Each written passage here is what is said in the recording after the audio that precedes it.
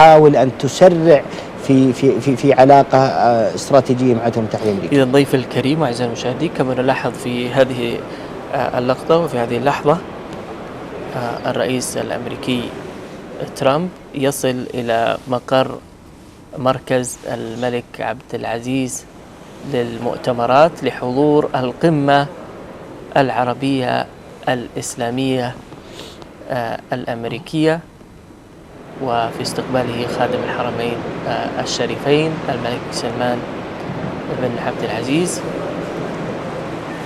الرئيس الأمريكي دونالد ترامب يلتقي القادة والرؤساء ووفود الدول العربية والإسلامية لبحث العديد من الملفات، ومن أبرزها التطرف والإرهاب. وكذلك بما أن هذه القمة العربية الإسلامية الأمريكية أيضا ستدعم التحالف العربي في اليمن.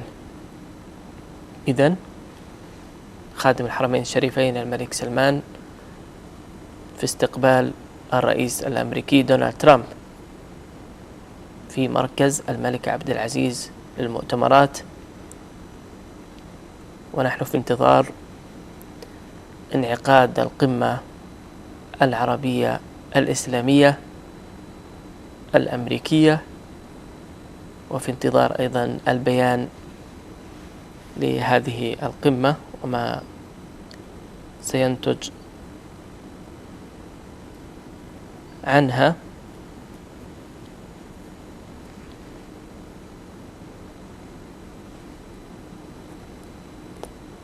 إذن الرئيس الأمريكي دونالد ترامب يصل إلى مقر انعقاد القمة العربية الإسلامية الأمريكية، وفي استقبال خادم الحرمين الشريفين الملك سلمان بن عبد العزيز، ويلتقي الرئيس ترامب العديد من قادة ورؤساء ووفود الدول العربية والإسلامية.